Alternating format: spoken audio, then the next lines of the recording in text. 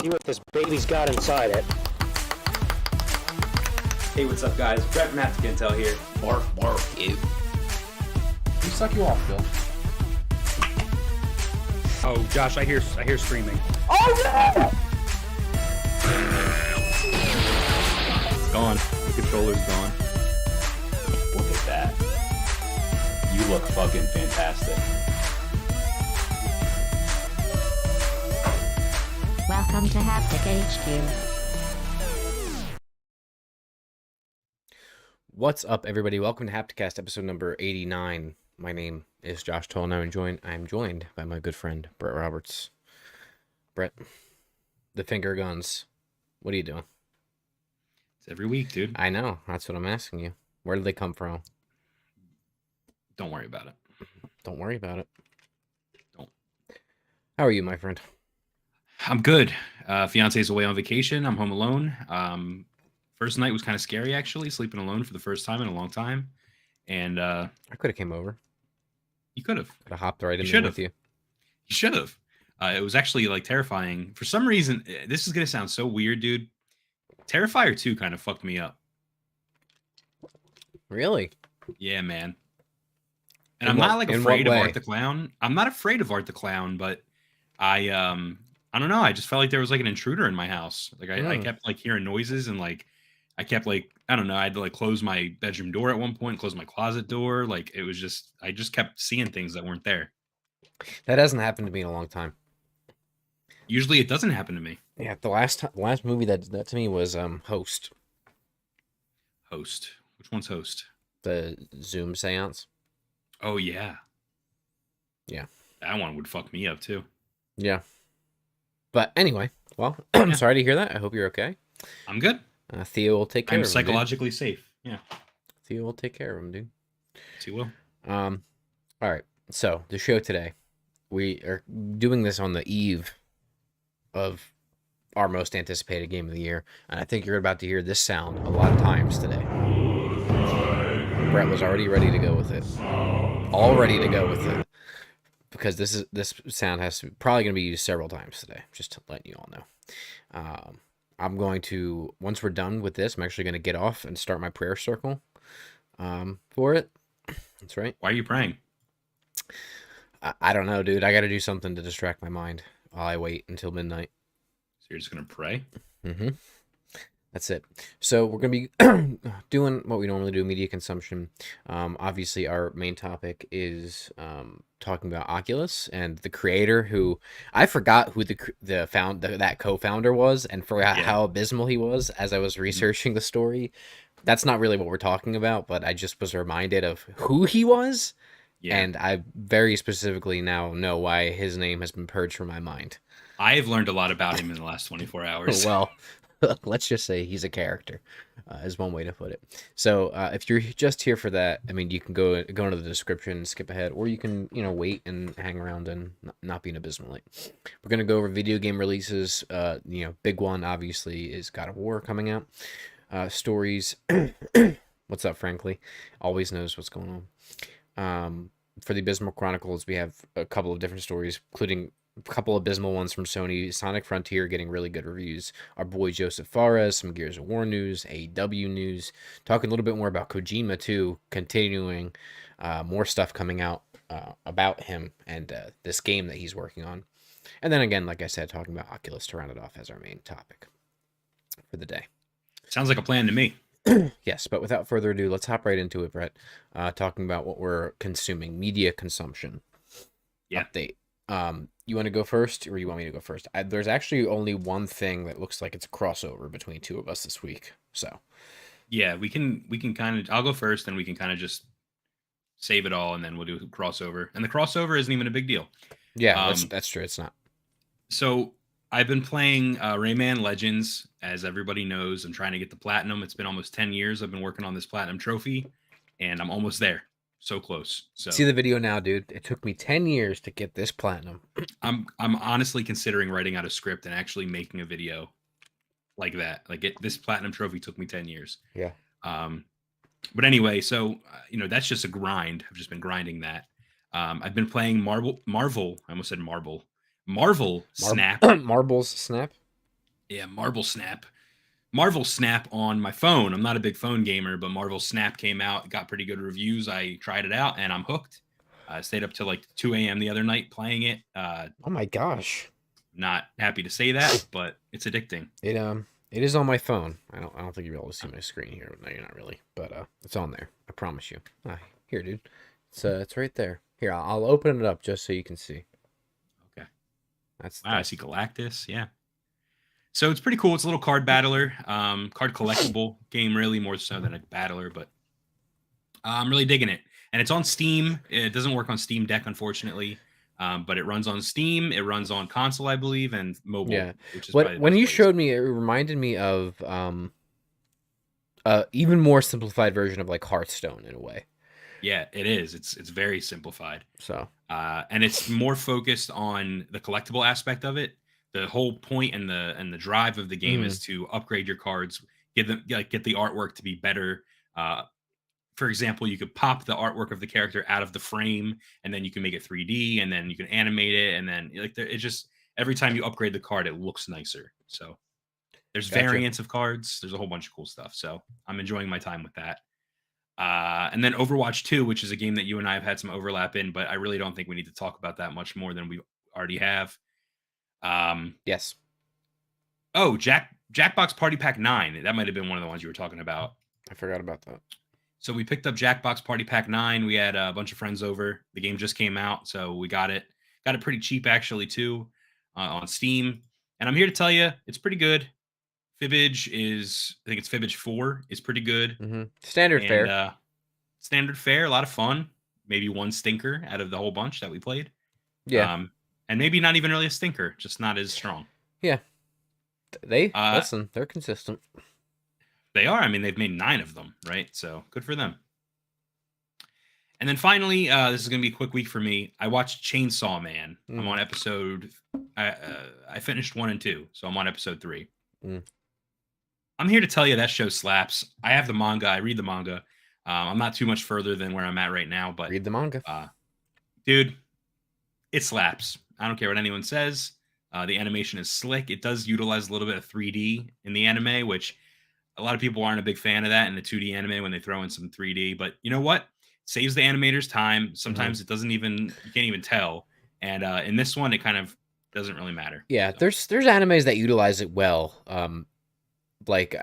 Specifically, I remember One Punch Man did that, where for some of the action sequences, it went to 3D. Yeah, Dragon Ball is more lately have been doing that. Dragon Ball Super and in the films, which makes sense because they already have 3D models from all the video games. So, right. But yeah, cool. I don't mind the 3D stuff in this one. And that's it. What about you? What are you playing? What are you watching? Yeah, so I watched movies. I watched All Quiet on the Western Front, which how was that? Incredible. I downloaded. So you're watching a version that I downloaded for you. No, I watched it on Netflix. Never mind.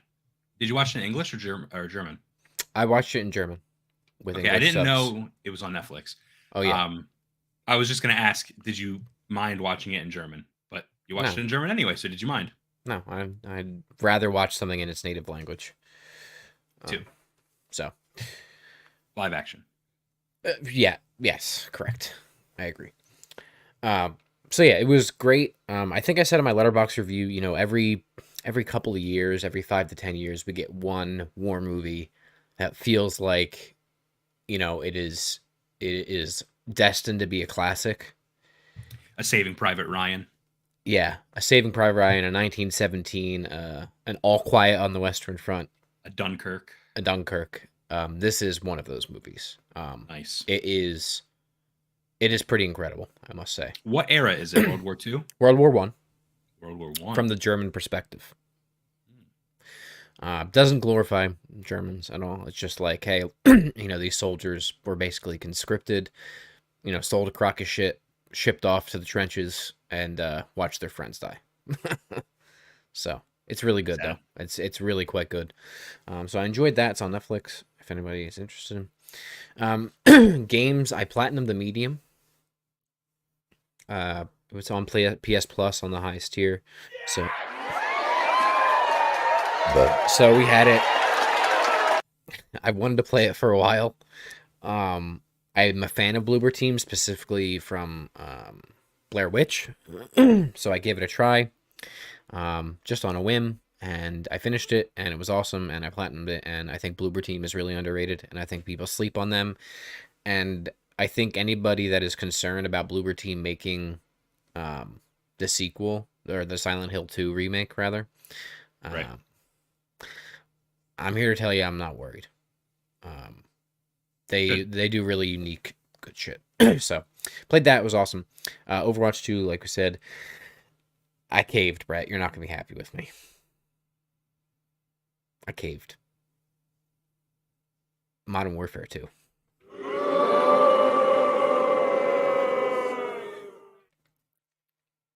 I really wanted to play the campaign. I really, really wanted to play the campaign.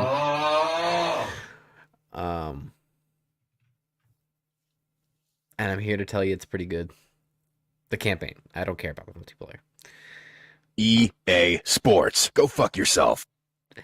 I really just wanted to play a popcorn campaign, you know, quickly to tide me over until the big one comes out, being God of War. It's pretty good, man. Suck me off. Suck me off. It's pretty good. They do some unique stuff in it. I think, you know, Modern Warfare campaign, I'm expecting like a 4 to 6 hour campaign, right? I do think some of the missions overstay their welcome a little bit. They'll get a little long in the tooth. There's some jank to it, but it's pretty good, man. I don't know what else to say. It's pretty good. It's interesting. It looks great. It runs really well. I don't know. How many gigabytes is it on your console? I don't know. I just installed the campaign, so I have no idea. It lets you choose what you want to download, and I just installed the campaign. So, okay. I'm sorry. Sorry, not sorry. You know. And then, last but not least, C. Frankly agrees, and he says it's solid. That's right. Whoa. Okay, you were more down on it than I was. I was even like, "Do you want to get it? We'll play multiplayer." And you're like, "No, dude, I'm not getting that shit." And now you got it, and you're playing the campaign. So I am not interested in the multiplayer at all. I mean, if you got it, I would play the multiplayer. If you got it, I would, but I don't. I just wanted the campaign. I got, you know, a little, what's it called for it? A little PlayStation Stars action, some points, leveled up, level 3. So, hey man. And then last but not least, TV. I'm watching Andor. Here to tell you, I know your concerns with it. I'm here to tell you, it's the best Star Wars show that they've made. Is it better than The Mandalorian? Bye-bye. It's very different. It's basically if they made an adult Star Wars spy thriller. So, I'm glad you like it, dude. I don't like it. I love it. I think it's pretty good. I'm sitting at a 10. Brother, this guy stinks! I'm sitting at a 10 right now. And that's after not really liking the first 2 episodes too, by the way. I mean, Is it better than the Book of Boba Fett? Because I did not like that show. Yes. You didn't even get to the good part of the Book of Boba Fett, which is The Mandalorian Season 2.5. Dude, you didn't even get 7 episodes into that show, and there's only like 9 episodes. There's 8. You got 4 in. Yeah, I'm more than half. I'm halfway, dude. I know, but the thing is, you're watching. You got to the poop stuff out of the way. You literally, to watch the next season of The Mandalorian, you have to finish. I know. You have to finish that, and it's so much better than the rest of the show. It's so much better than the rest of the show. I just don't get it. I don't get it either, but you have to watch it. And Andor is awesome, and I love it, and it's fucking incredible, and I don't know what else to tell you. It is the most compelling Star Wars has been to me in a long time. I like that. So, that's where I'll leave it. Okay. That's it. I can see Frankly in the chat saying Brett is not pleased. I just heard a couple of bad things, frankly. I don't know what else to say. About what is he talking about? About what? Either Call of Duty Modern Warfare 2 or Andor. I don't know which one he was commenting on, but yeah. He's right. Okay. All right, well, let's move on then, Josh. I think it's time for us to start the show. If you don't mind, roll the intro to the show. What if I just said no?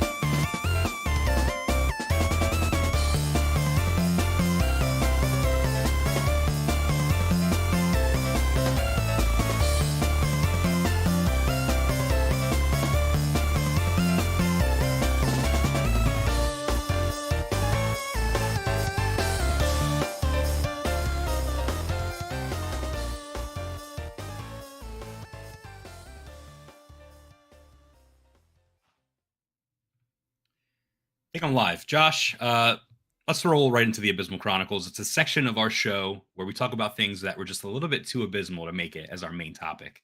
So first off, we're going to start the way we always start, which is video game releases. This is a pretty packed week. Yeah, there's only one game that matters, though. There's one game that matters, but let me tell you, there's quite a few here. Yes, but there's only one that matters. That's right. So first of all, Sifu is releasing for Nintendo Switch on November 8th, which is today.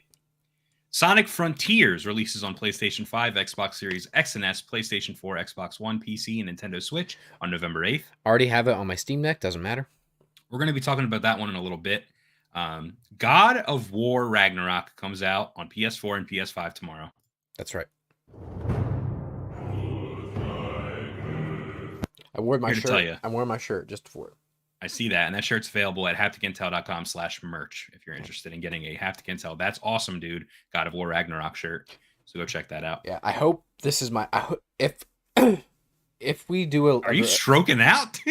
If we do a review. If we do a review discussion, I hope all I need to say is this right here. I'll just pull the graphic and we could just put that on the screen for 20 minutes and call it a day. 20 minutes. Let's make it an hour. Okay, an hour long. We'll just stream that for an hour. So I'm really excited for that game. I got the what is it called? The fucking Jotnar? Yeah, the Jotnar. Yo, I got the Jotnar edition. Yo. No, you get no Nario Jotnar. Jotnar. Yeah. That the R isn't in the Yowie vocab, dude. I got that Jotnar edition of God of War. Yeah. But anyway, I got that edition of the game. It comes with a hammer and a record and a steelbook. Does not come with a physical copy of the game.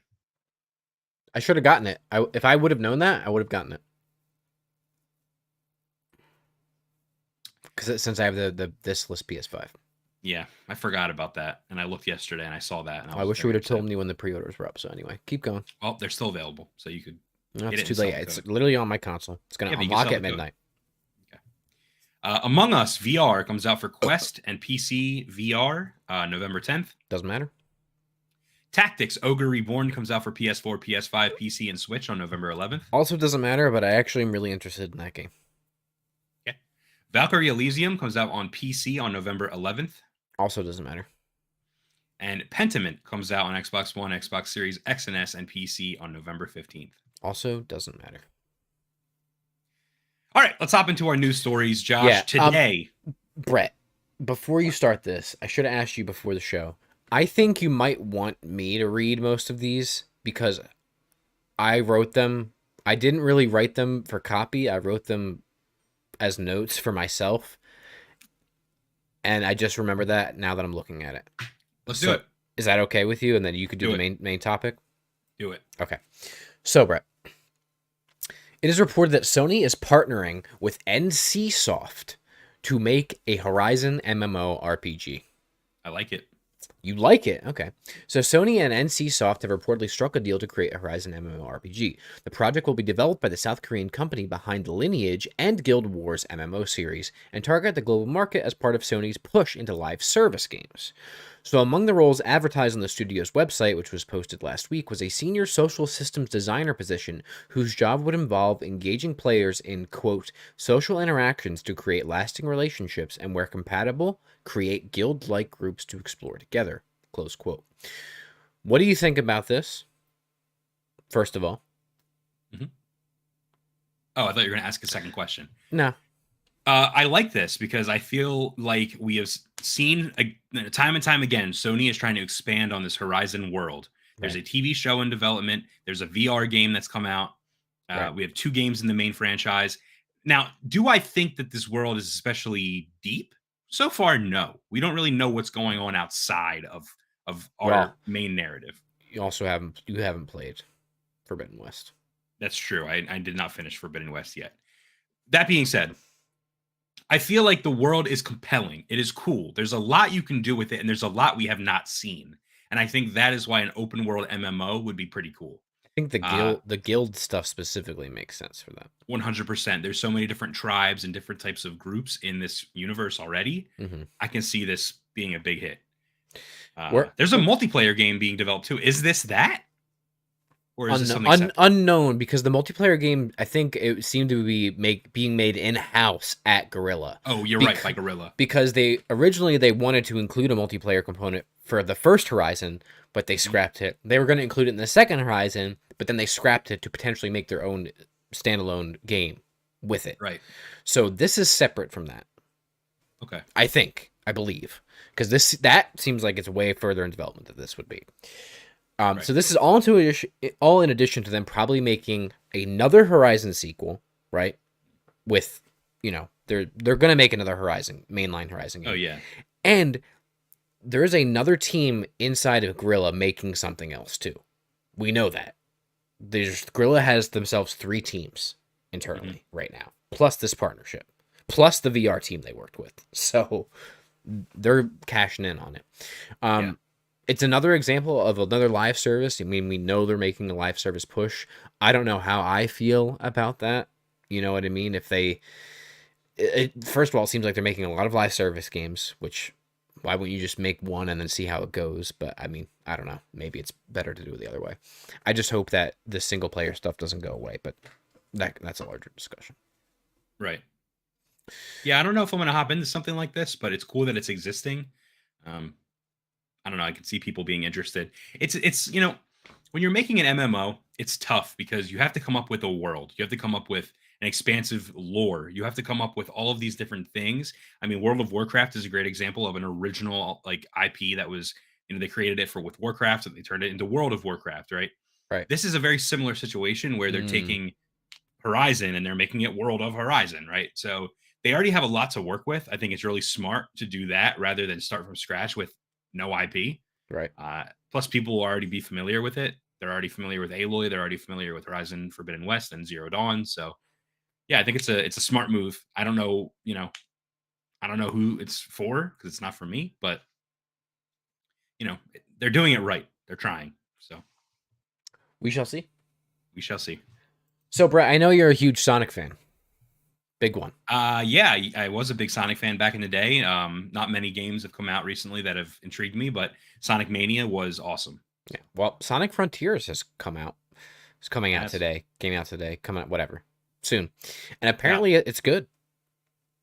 Yeah, so, solid 7s. Yeah, so it's sitting at a 73 Metascore based on 53 critic reviews at the time of recording this. Outlets are apparently comparing it to more like Pokemon Legends Arceus than Breath of the Wild, which has been an apt comparison, or a comparison made, leading up, it being an open world game. So apparently the game deals with more of hub worlds and expansive segmented open worlds rather than being a traditional quote-unquote open world, which was seemingly people's major issues when they've been advertising the game. It also apparently taunts tight controls, awesome enemy encounters, and new gameplay elements that the series needed to freshen up. What do you think about this, Brett? Is this enough to make you want to, go ahead and hop into Sonic Frontiers? I'm not sure. You're not sure? I'm not sure. Big Sonic guy over here says he's not sure. I'm not sure. Okay, we'll have to try it out. I always have thought the 2D Sonic games were better, and Sonic Mania kind of nailed that, and that was it. Mm-hmm. So I'm speaking on, with that bias. Sure. However, Sonic Adventure, Sonic Adventure 2 are great games. Big fan of both of those. 3D Sonic has struggled. Generations is my favorite 3D Sonic game because, it takes the best of all of those and puts it together, even Right. the 2D stuff. Right. So what I've seen of Frontiers is not appealing. I see big open world, you can compare it to Breath of the Wild, you can compare it to Legends Arceus, whatever. To me, it's still a big open world, and that's not Sonic. Okay. I'd rather a scripted stage that I run through that, they meticulously, not meticulously, because there's a lot of glitches most of the time, but that they planned and designed in a way for me to go fast, find different paths, and go fast on those paths. I don't know. We'll see. I'll try it out. I saw the gameplay where you spin around an enemy. It's almost like Pokemon Ranger, where with the stylus, you would draw on the screen and draw a circle around a Pokemon to catch them. It's like that. You're Sonic and you go around an enemy in a circle to like do damage to them. It just looks meticulous. I don't know. We'll see. I have to try it. I'm happy it's doing well. Sonic needed a dub, especially after the gameplay of this game came out. It was horrible. Right. So I don't know. How do you feel? What do you think about it? I don't care. What I thought. I'll try it. I'm telling you right now, I don't like Sonic. It's just not. How compelling is the story going to be? It's Sonic. Right. I saw one thing that was interesting. It was like an emergent open world boss fight where like Sonic started an encounter with the boss, and then a path kind of formed off of the boss, and then you were fighting. It was almost like the boss was making the map. It was interesting. I don't like Sonic. I don't care about Sonic. I've never played Sonic. I don't have any interest in playing it. I will try Frontiers for as long as it keeps my interest, but I don't think I'm gonna come in here in a couple weeks and be like, yo, I fucking beat Sonic Frontiers, yo. Like, that's not gonna happen. I don't know. You're the kind of guy that gets surprised by that kind of shit. I feel like that's happened more times than not where you're like, yo, I actually fucking beat Sonic Frontiers and it's fucking good. What if I told you Sonic Frontiers is good? Maybe, but I don't know, man. We'll see. Like you, I'll give it a try. Right. I'm always open to try. All right. Our friend, Brett, Josef Fares, director of Game of the Year, It Takes Two. What a man. What a fucking human being that is. Yeah. So recently he was being interviewed for the Switch release of It Takes Two.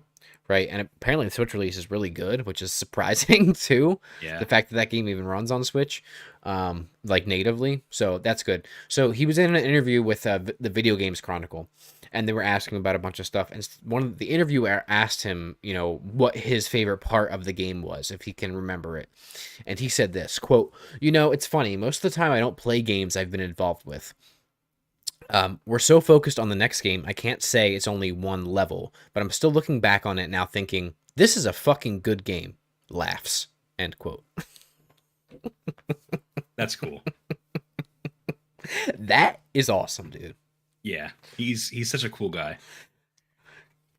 Can you really know what else to say? Can you imagine being in an interview, talking about something that you created and being like, yeah, it's fucking awesome. It's fucking good. Yeah. That's it. I just really wanted cool. to throw that in there. Just another proof that, another thing to add to the fact that he's awesome. Yeah, he seems very passionate about the things that he makes, always. Yeah. The story of both games that he's made, It Takes Two and the prison game. Damn, I'm blanking on it. Come on.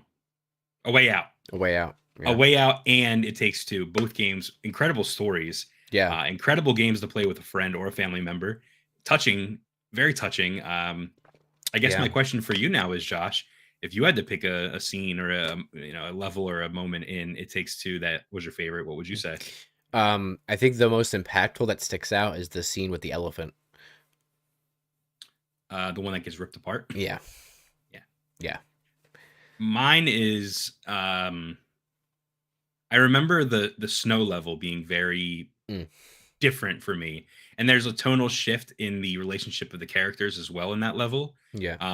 The two, I don't want to spoil anything, but like the characters you play as are a disgruntled couple that was like thinking about getting divorced, Right. and I think by the time you get to the snow level, they kind of start to rekindle their relationship a little bit, and it's actually really heartwarming, and like you slowly see great performances, by the way. Oh yeah. You slowly see them like start to come back to each other. Right. And it mimics where they had their first, where he proposed. I forget. There was like some connection because they were inside the snow globe from the location where he proposed, I believe. I do remember that, yeah. So it was a really cool moment. And I remember, even though I was playing with you and not my significant other, I was like, this is very sweet. And I like it. Well, I mean, we were both, I mean, you know, I don't know. It hit home for both of us. I think. We are attracted to each other. And that is not what I meant. That is not what I meant. Let the record You're show. right. That is not what I Yes. meant. I know what you mean. Okay. So yeah, he's awesome. He makes great games. He could have also been making movies instead of video games. And the fact that he had success with A Way Out is so good for the gaming industry. Yeah. Because otherwise, you know, he might not be doing this. So. And that's not you just saying that and guessing. He actually had a career in film, right? Yeah, he did. And he couldn't get he literally said, I think they reiterated it in this interview, but he was like, I couldn't get anything funded or made, so I made a video game and it fucking blew up. Right. He created his own genre, basically. Yeah. So good for him. Yeah, he's awesome. Speaking of, by the way, I didn't include it in the video game releases because it comes out after our the deadline for when we cut it off. But dude, the next entry into the Dark Pictures anthology comes out. When? Like in a week or two. Really? Yeah, I was surprised to see it on the list. I mean, it's appropriate to mention it here. The gameplay mechanics and the co-op ability is very similar to like a Josef Fares game. So I just thought I'd bring that up. Yeah, we should get it. So okay. Yeah. There it is. And you just got the Quarry too, right? I did not pick it up yet, but I'm going to. Yeah, it's on sale for $20. So yeah, pick it up. Okay. Moving on. Gears of War, Brett. Netflix has announced a live action Gears of War film and an animated Gears of War show. An adult oriented Gears of War. What's your initial reaction to that? And then I have something else I want to add. Gears of War, to me, has always been something that I would rather see in a film format than a game format. I personally have played 1, 2, and 3 Gears of War, and I'm not a huge fan. I'm sorry to say that. I think it's cool. It's a cool world. I think it's awesome, like gore, gunplay. Like it's fun. But to me, it's like too long. There's too many of them. There's too much going on. Condense it, make it a movie. I think it will fucking rule. And that's why I'm excited for this. And I'm also excited for the animated show because there's a lot of stuff you can do in animation that you can't do in film that I think would really benefit from this specifically. You won't have fake CGI looking creatures and monsters and stuff. It's going to look awesome, especially if it has the right art style. And I'm telling you right now, if it's done, Studio Trigger, oh my God, could you imagine? No. If it is the Castlevania team, I will be so happy. What do you think? What's your first reaction?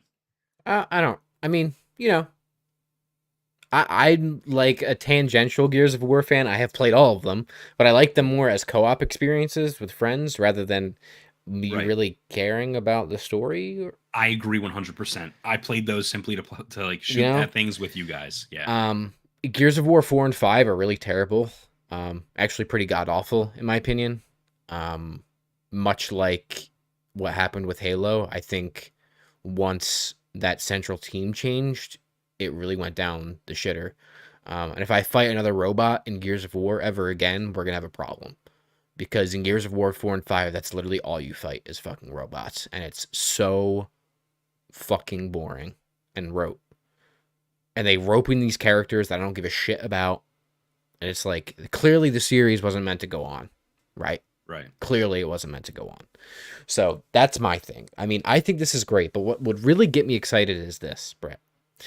For years, David Bautista has wanted to play Marcus Phoenix. Now, Dave Bautista appears in Gears 5, and he has previously expressed an interest in portraying series protagonist Marcus Phoenix in a film adaptation. If that happens, sign me up. I am game for that. He's game for it. Netflix has memed about it in the past, actually, before they were even related to Gears of War. It needs to happen. I'm pretty sure Batista has gone on record on Twitter.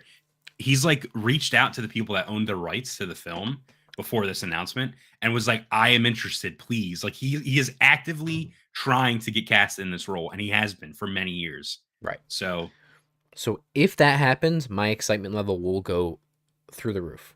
now what if I tell you this? Here's what's going to happen. Okay. And you're not going to be happy about this. Uh-oh. Or maybe you would, but it's not what you would want probably. And it's not what I want either. They are going to cast Dave Bautista as Marcus Phoenix in the animated series and not the film. No. Because they're going to be two separate things and it's not going to matter. I'm telling you right now, that's what's going to happen. Yeah. That's if they even follow the True. original timeline of Gears. Because who knows? But I feel that they are going to fumble the bag and they are going to go with someone younger. They're going to go with someone. I mean, look what just happened with The Witcher. They, Netflix didn't want to be truthful to the source material of The Witcher. So Henry Cavill said, fuck it, I'm leaving. And who did they cast? I don't even remember. Liam Hemsworth. Yeah. What a joke. So no offense to Liam Hemsworth, but I don't picture him when I think of Geralt. So that's my prediction. Put it in the books. We're always right. Frankly says the ugly Hemsworth. Right. Yeah, you could be correct. Why not both if Marcus Phoenix is in it? I mean, I just think Bautista should take over that character. That's it. I agree 100%. That's it. I'm a big Batista fan, always was. Yeah, he's great. And in wrestling. And he's been doing a lot of acting, last couple of years. And he's really good. He's really good. Yeah, he's proved that he's not a side character. He can lead. Yeah. He can do more than just fucking grunt. Yeah. So, I like him. Cast him. All right. Well, speaking of wrestling, I think you have another wrestling story here. I do. Brett, AEW Fight Forever is supposedly coming to Game Pass on day 1. A site called WrestleZone claims that according to a number of its sources, the upcoming THQ Nordic wrestling title will be available on Xbox's subscription service on day 1. Thoughts? I think this is great. AEW Christian just said it isn't on their official page. What? Christian says that they just said it isn't on their official page. What does that mean? On AEW's game page. Well, yeah, it's not confirmed yet. I don't know. He said they confirmed it won't be on their official Twitter. Oh. Let's see. News.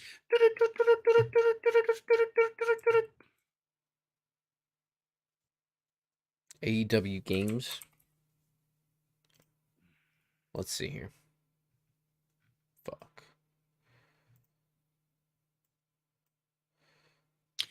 It says right here, this also seems like a good time to share that we don't anticipate AEW Fight Forever being part of any monthly gaming subscription services. AEW Fight Forever will be available at your favorite retailers or online. Well, I'm here to tell you this. That might be true. They might be telling the truth. But also, when a game is, trying to get pre-orders, the last thing you want is for it to leak that it's going to be free. So I can imagine that if it is true, they're kind of still sorting that out. So. Maybe. But anyway, if the claim would be true, it's not even clear when it will officially be announced, even though this is what they're saying. Nor is it clear when the game will be released, and then they still haven't announced the release date. There's been speculation, right, but no release date. I mean, at this point, the cover star, CM Punk, is not even an active wrestler with the company anymore and might not be by the time this game comes out. So there's a lot of ups and downs with this. We don't really know. We don't know what's going on. Yeah. Christian says that shit's got to be free because CM Shite needs to get off the cover. That's what I'm saying, dude. So, well, thanks for the heads up, and here's hoping. I mean, he's literally on the banner. Why? He's not in it anymore. Get him off. He's in the game. He will be probably in the game. Cross it off. Cross it off. All right. Brett. Footage of Kojima's rumored horror game Overdose has leaked online. Okay. This is big, and I need you to... This is the footage I tried showing you the other day. Yes. I need you to watch the footage, or at least show the very end. Why don't you read it? Why don't you read this since you typed this up, and I'll play the footage and I'll watch it. All right, so remember that rumor regarding Hideo Kojima developing a horror game called Overdose starring Death Stranding's Margaret Qualley? Well, the footage that was the source of the Overdose rumor has now leaked online.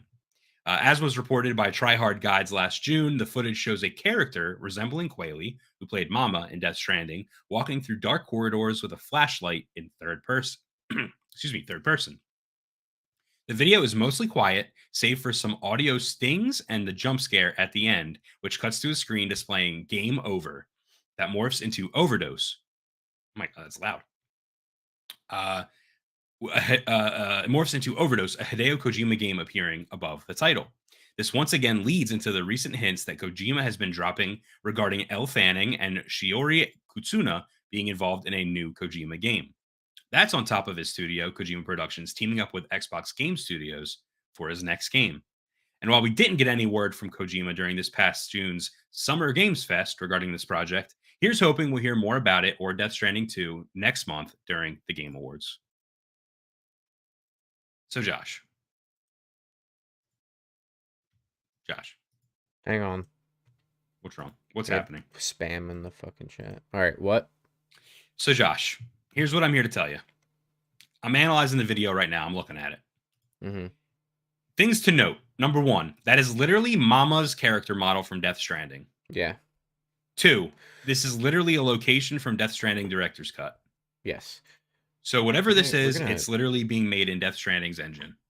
Right. Okay. 3rd, in the bottom left-hand corner, you see a woman playing the game, apparently, on a mobile phone. Yeah, so let me, just because your big dome is blocking it. Right that there. Leads me to believe that this is indeed Xbox's game that they are working on with Kojima. That leads me to believe that this is a, because they said it was cloud gaming, right? It's powered by the cloud. So this would be a game that you could play on your phone. Now, the most important part, the last thing I've noticed, go to the very end of the video around 2 minutes and 18 seconds. And I want you to see what the reflection of the screen shows. This human being? That is a human being, shirtless, recording the screen. It is. And that is the most important part, because why would you do that if you were making a video to leak online? I don't know. I don't know either. I just thought that was interesting. Because he's, I don't know. So, there's that. What do you think? Little nematode. Oh, there it is. What do I think? You want me to tell you what I think first? I mean, go ahead, yeah. I don't think that this is related at all to the Elle Fanning stuff. That is Death Stranding 2. You think it's Death Stranding 2? Yeah. Why would it be a horror-like thing, though? What? Why would it be a horror-like thing? No, I think that this is a horror game. This is Overdose. This is Xbox's game. Oh yeah. All of the all the advertising he's doing for his next game with Elle Fanning and the Japanese woman from Deadpool 2. I think that is Death Stranding 2. This. Yeah, I agree. No, I agree with you. Yeah. No, 100%. We're gonna get banned off Twitch because we showed a man's nip. That's awesome. Whatever, dude. All right. Anything else you want to add? No. Okay. Well, Overdose is real. We saw it. We see it. That's it. Yeah. But you know what else is real? Dubby Energy. It is. Ladies and gentlemen, if you didn't know, Dubby was formulated to give you focus and energy with no jitters or crashes. Their formula contains vitamins, amino acids, and nootropics, including the patented Neurofactor. There's no calories, there's no sugar, there's no artificial colors, there's no fillers. There is none of that bad stuff. Your current energy drink may cost anywhere from $2 to $3 per can. I'm here to tell you right now, one little scoop of Dubby in your water costs $1 per drink. So if you find it hard to work or study, use code SLICK to save on Dubby. That's code SLICK, SLICK. We are the Slick Boys, and our code will save you 10% if you use it today on your Dubby.gg order. My favorite flavor is Dub Sludge. I'm chowing on it right now. Josh, what's your favorite flavor? Galaxy Grenade. Galaxy Grenade. So go on over to Dubby.gg. Check out all their options. Use code SLICK, save 10%. That 10% code also works on merch, shaker bottles, shaker cups, stickers, hoodies, t-shirts, all that. So go check it out, w.gg, use code SLICK, help us out. It supports the channel, and we appreciate you. Heck yeah. Let's move on to our main topic. If you came here to talk about heads exploding from VR headsets, you came to the right place, because I'm here to tell you the Oculus founder, Palmer Luckey, has created a VR headset that kills you if you die in the game. The source for this article is Palmer Gizmodo.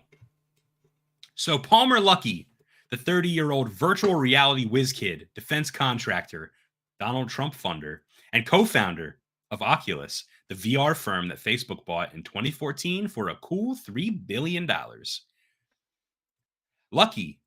Luckey, has dropped a blog post this past Sunday explaining his weird new headset, which he claims is mostly a piece of office art for now, and included a picture of it as well.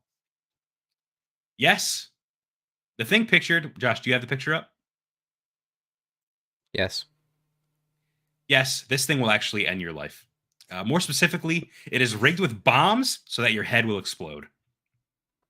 In his blog post, Palmer Luckey explains how his lethal new contraption is supposed to work. Quote, I use 3 types of explosive charge modules I usually use for different projects, tying them to a narrow band photosensor that can detect when the screen flashes red at a specific frequency, making game over integration on the part of the developer very easy. When an appropriate game over screen is displayed, the charges fire, instantly destroying the brain of the user. In other words, Luckey has basically brought to life the plot of the anime series Sword Art Online. Josh, what do you think before I move on? First of all, Christian, I really hate to tell you, my man, but he kind of looks like you. He does. I'm really sorry. I truly apologize for that, but... And to give some context for the audio listeners or people that aren't familiar, Christian from Save Before Quitting podcast is who we're referring to. And I'm here to tell you, he kind of does look like you, dude. And I've always thought that too. Dude. Dude. It's uncanny. So go on over to Save Before Quitting and subscribe. But most importantly, go and check and make sure he does indeed look like Palmer Luckey. He said, give me the headset. I'm gonna jump off the map in game with the headset. What was your initial question for me? I'm sorry, I forgot. What do you think? Before I move on to like more explanation and what his philosophy is on this headset, what do you think of just him actually making it? Why, dude? Why? Well, I'll tell you why. It's a slippery slope, because then people are gonna be like, "Yeah, well, I want to do that, dude." I mean, you know what? Whatever at this point, bro. If that's what you want to do, go ahead. He's giving Elon Musk. He's making me think of Elon Musk when I when I read this, because what I mentioned in the very beginning, you might have missed, is that he's a defense contractor. Yeah. So he literally makes weapons and bombs and other devices, which is why he said he had, explosive charge modules for other projects. So anyway, Luckey says that Sword Art Online was the major inspiration behind this project. In the anime Sword Art Online, characters don a virtual reality headset called Nerve Gear, which is an incredible device that perfectly recreates reality using a direct neural interface that is also capable of killing the user. They are then dropped into a Matrix-like world by a mad scientist and forced to endure a death game where the stakes of the gameplay are pegged to their own mortality. To Luckey, this is an exciting idea. Quote, the idea of tying your real life to your virtual avatar has fascinated me. You instantly raise the stakes to the maximum level and force people to fundamentally rethink how they interact with the virtual world and the players inside it. Pumped up graphics might make a game look more real, but the threat of serious consequences can make a game feel real to you and every other person in the game. This isn't a perfect system, of course. I have plans for an anti-tamper mechanism that, like the Nerve Gear, will make it impossible to remove or destroy the headset. There are a huge variety of failures that could occur and kill the user at the wrong time. This is why I have not worked up the balls to actually use it myself, and also why I am convinced that, like in SAO, the final triggering should really be tied to a high intelligence agent that can readily determine if conditions for termination are actually correct. At this point, it's just a piece of office art, a thought-provoking reminder of unexplored avenues in game design. This is a man that has only watched Sword Art Online in his entire life. This is a man that just sees something and cannot process what it's supposed to mean and how it's actually a bad thing. And he just goes, that's fucking awesome. I'm going to make it. He fucking did, dude. It's kind of like supervillain stuff. That's why I said he's giving Elon. He's making me think of Elon Musk with this. Yeah. There's a couple of specific parts in his quote that are like really triggering for me. Like it's making me question what the fuck his motive is. He said, the idea of tying your real life to your virtual avatar has always fascinated me. You instantly raise the stakes to the maximum level and force people to fundamentally rethink how they interact with the virtual world and other players inside of it. So I think that he's got a point here. Video games, there are no stakes. And I think people are more likely to be rude and, say offensive things and, violate another player in a video game because it's not real. There are no repercussions for your actions. However, something like this, something like an exploding fucking VR headset that will kill you if you actually die in the game, I think people would be a lot more careful in the game. Just imagine you get put into this game and you're wearing this headset. You're going to be very careful. What?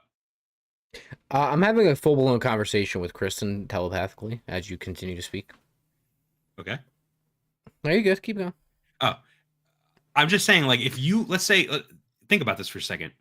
If you put the headset on and you're in that game, you aren't going to be running around. You're going to be walking you're going to be staying in one place probably for the most part for fear. And then maybe I'm not going to be doing anything. I'm not putting this on. I'm saying if you did. I think he should try it himself. He has a point, but also it makes no fucking sense. And also no one would ever wear this. And also it's a waste of time. And also it's funny. So from now on, whenever I want to die, I'm just going to say, give me the Palmer Luckey headset, dude. The Palmer Luckey headset. Which also sounds like an Arnold Palmer, like, I don't know, his name. He needs to change his name. Dude. It sounds like something else. It is a pretty bad name. It sounds like something else, though. Palmer Luckey. Palmer Fucky? Yeah. And Christian is correct. You also just described a plot point from Sword Art Online. Yeah. Did you watch Sword Art? Yeah. Yeah. It's been a long time. I think I only watched 2 seasons or 3. I forget. I watched it in college. Been a long time. But yeah, I agree with Frankly. You should pilot this game. Test it out. I think so too. You should definitely try it out. You got to make sure it works, right, dude? Right. Yeah, I don't know. I don't think this is a good idea. I don't think that it's very odd that he did this. He did it on like the anniversary of Sword Art Online. My thing is like he didn't come off as a huge Sword Art Online super fan. It was almost like, yeah, I've heard of this thing, Sword Art Online, and explained it a little bit. So like to me, it was like this would have been a lot less weird if you would have just been like, I'm a huge fan of Sword Art Online, so I made this thing that is similar to the game. But he's coming off as just like, I heard this concept from the show, and it's about killing people with a VR headset, so I made it. It's like, yeah, that's weird, dude. Sword Art is like in the top 3 of Baby's, maybe 4 of Baby's first animes, and it's definitely the weakest. Sword Art, Death Note, Dragon Ball, Naruto, but I was thinking of something else. What was it? I don't know. But yeah, you're right, Christian. Soul Eater. Yeah. So, anyway. So I don't know. The weird subplot where he started having sex with his cousin was, or almost having sex with his cousin. What? In Sword Art, in like season 2, his cousin's trying to bang him, dude. I thought you were talking about Palmer, dude. Him too. Christian says, my question is this actually working, or is it just like it's working? Soul Eater was fire. Soul Eater was not Soul Eater not. Oh, Soul Eater was fire. Soul Eater not was terrible, and Bert tried to make me love that shit. I forgot Soul Eater not happened. I forgot that it existed. I was hype. I was trying to get into it. Sorry it wasn't good. Sorry I tried to get you into it. You know what? Fuck you. I'm not recommending anything anymore. I'm gonna go watch Soul Eater not as soon as this podcast is over. How about that? EA Sports. Go fuck yourself. Pussy. Hello, Mario. Suck me off. All right, well, that's it. That's all I got for you. He says you were a fangirl for Soul Eater not. I watched it and was so confused about why you liked it. Because it was like fan service, dude. I like fan service anime, dude. Damn. Heard it here first, dude. Nerf this. That's what I have to say, dude. That was me right before we started today. Yeah. Anyway, that's it, Brett. If you, all right, I'm gonna have to defend myself now. Here we go. Fan service anime is fine. It's great. It's good. There's some that are like self-aware, like Shimonetta. I'd actually argue most are self-aware. They're funny. Sexuality is used in a way that is funny, and it's not two cousins in Sword Art Online trying to bang, dude. All right. Fan service is fine.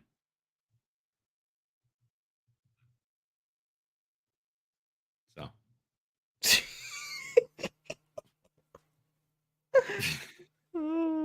We're literally just having a full-blown conversation with the chat right now. Sorry, audio listeners. That's it. That's all we got for you. I'm gonna go watch some fan service anime.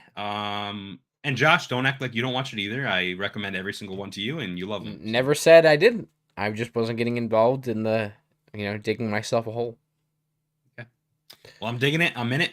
I'm gonna bury myself and call it a day. So thank you. Thank you for watching Hapticast. My name is Brett. This is Josh. We're the Slick Boys, and this was another episode of Hapticast, number 88. We're inching even closer to episode. No, this was 89. This was 89. 89. We're inching closer to 100, even more so than I thought, as you heard. This is about to end, Josh. So I'm going to play it again as soon as it ends, and we're just going to keep talking. Thank you all for watching. Make sure you go to hapticintel.com/merch, and you pick up all of the cool merch that we have. And also w.gg, use code SLICK at checkout to save 10% on anything they have available. Audio listeners, thank you for listening. If you want to listen to our podcast on the go, Spotify, Haptic Intel, type it in. Boom, follow us. Subscribe to us on YouTube. Follow us on Twitch. Josh, what do you got? Twitter. That's it. And we're out.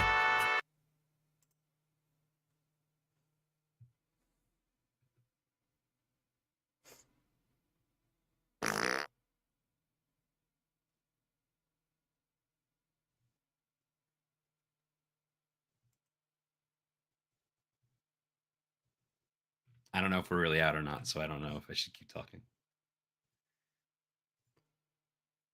Yeah, dude. Are we still live? Maybe. Hello. Oh, It is no. me, Oh, no. Morgan Freeman. Drunk Morgan Freeman's back in the house. Call me everyone, I'm back. Oh, I no. don't even know if we're live right now. I could just be putting on a little show for Josh. I don't know. We're live, unfortunately. Ladies and gentlemen, this has been Hapticast. I'm drunk off my haptic ass. You what? I'm drunk off of my haptic ass. That's not what I thought you said. It's been a good show. Thank you for watching. Suck me off.